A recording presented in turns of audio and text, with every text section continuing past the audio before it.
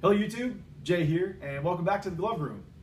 I wanted to do a couple of videos, shorter videos, documenting all the particulars about the custom Rawlings Heart of the High gloves that I have. First, a word about customs. I think that it's great in today's glove environment, if you will, that we have the ability to go right to the manufacturer and order these customs. I think it's great and a unique opportunity to show off a glove that's designed by you and tailored to your unique style. Whether you like them a little bit classy, a little bit flashy, all the way to the left or all the way to the right, it's a great opportunity to make a glove that's you.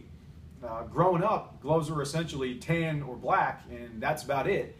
And now that we have the opportunity to do something a little bit different, make it our own, I'm definitely taking advantage. So the first one that I'm going to talk about is the PRO303-5, and we'll go from there. I'll turn the camera around and tell you all about it. You might be wondering why this shirt has my Instagram handle on it, @PickleTheBeast417. This is a gift from my good friend Craig Brooks down at Jonquil Sporting Goods in Smyrna, Georgia. We were just talking on the phone the other day about that, and I had said, you know, I was wearing it around the house. I don't really want to wear it out in public, and I was going to go to the grocery store with my wife and daughter, and my wife said, "Are you sure you want to wear that to the store?"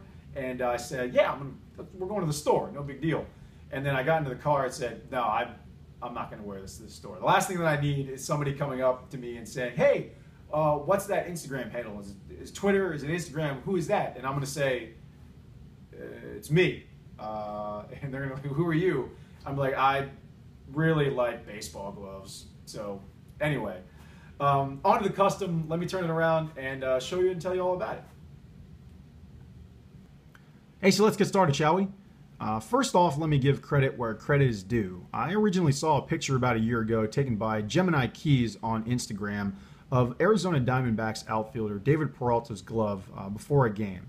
And Gemini Keys does a magnificent job of capturing the essence of all the nuances of the game, from cleats and gloves to WNBA players' shoes and everywhere in between. He really does just a fantastic job of showing us all of the equipment, from pine tar on bats to dirt on cleats to pine tar and dirt on gloves. So go give him a follow at Gemini Keys. That's Keez for all the best pictures in sports photography. So Peralta's glove was gray with a primo sherry web, and I said that does it for me completely. So I had to take it on as my own and add a couple of modifications. But generally, the glove is the same. He wears number 6, and so do I, so I guess it just kind of made sense overall that's where my inspiration came from. So again, this is a single post double bar in primo sherry, and the primo sherry also transferred to the trim, and the trim is the wrist, the thumb, and the pinky. Now, if you don't add an accent color for the trim, it'll just be the base color of the back, and for me, the back is gray. The welting on it, the rolled welting on it, is dark shadow, which goes well with the dark shadow palm that I went with here. And a word about dark shadow. Dark shadow is more of a nubuck, kind of a suede leather, and it's very soft. So this glove came pretty broken in when it showed up at my door. Now that's not anybody's fault but my own, and I don't have a problem with it.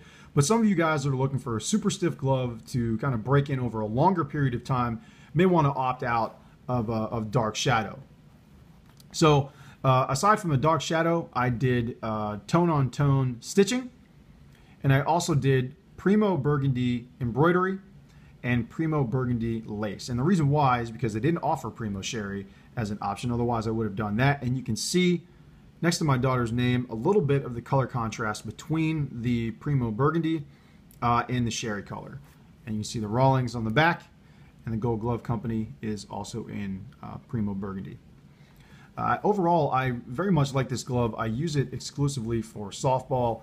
One of the nice things about it is that the thumb and the pinky are not extremely rigid. For baseball, I kind of really like mine very rigid, but this one came in broken in just right for me. It's not floppy. It's not going to get that way, but it does have some flex to it, and I kind of like that. It's a little bit stiffer on the other two customs that I have, which again is totally fine.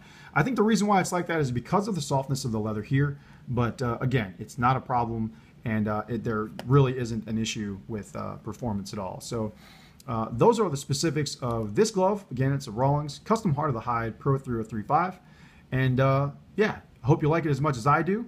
And let me turn it back around. Hey, so that's it for me. I hope you learned a little bit about my style when choosing the leather and lace options for the Rawlings Custom Heart of the Hide PRO303-5.